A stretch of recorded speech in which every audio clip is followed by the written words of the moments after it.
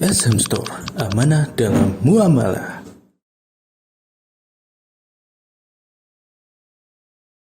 Berkaitan dengan fitnah kubur, dan semua manusia juga akan merasakan yang namanya fitnah kubur.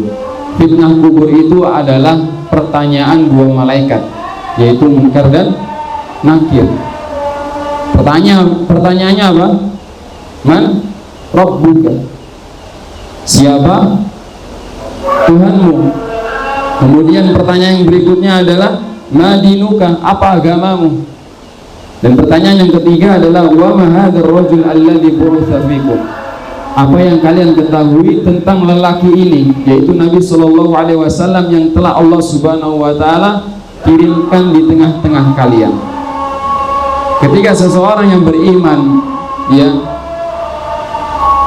sudah dimasukkan kuburan, kemudian sudah mendapatkan hibitan kubur, dia akan mendapatkan fitnah kubur, yaitu pertanyaan malaikat Munkar dan Nakir ini.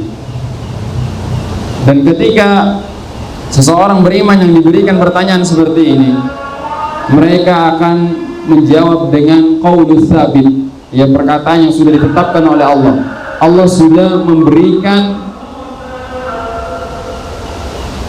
kunci untuk dia bisa menjawab dengan baik dan benar. Ketika ditanya man rabbuka, Allah, madinuka, Islam, wa ma hadzal rajul, Nabi Shallallahu Alaihi Wasallam, ini adalah orang yang beriman yang bisa menjawab seperti ini. Tetapi ketika pertanyaan ini dilontarkan kepada orang-orang kafir, di dalam hadis di Nabi Shallallahu Alaihi Wasallam disebutkan mereka hanya berkata, ha la adri, aku tidak tahu. Dan kita seyogyanya, mungkin kita ketika di dunia diberi pertanyaan seperti ini, maka kita akan dengan mudah menjawabnya. Betul? Pasti dengan mudah menjawabnya. Man rabbuka, Allah, dengan mudah menjawabnya. Tetapi ketika kita sudah dihadapkan oleh dua malaikat yang Allah Subhanahu Wa Taala kirimkan, hanya keimanan kita yang bisa menjawab hal tersebut. Kemudian bagaimana kita untuk menyiapkan iman tersebut di hadapan dua malaikat yang akan mempertanyakan persoalan tadi, yaitu dengan kita menaati Allah Subhanahu Wa Taala, menaati larangannya, menjauhi larangannya, ya. Dan juga Nabi Sallallahu Alaihi Wasallam menaati segala perintah dari Rasul Sallallahu Alaihi Wasallam.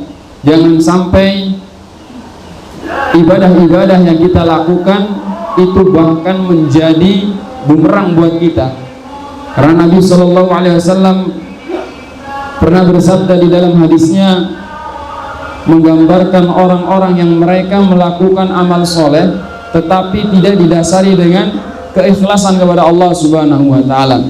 Dan perlu kita ketahui bahwasannya ibadah itu bisa diterima oleh Allah Subhanahu Wa Taala itu dengan dua syarat. Sangat sedikit syaratnya, cukup dua. Ibadah tersebut diterima oleh Allah, syaratnya cukup hanya dua. Yang pertama adalah ikhlas kepada Allah Subhanahu Wa Taala, dan yang kedua adalah dengan mutaba'ah, yaitu mengikuti petunjuk Nabi Sallallahu Alaihi Wasallam.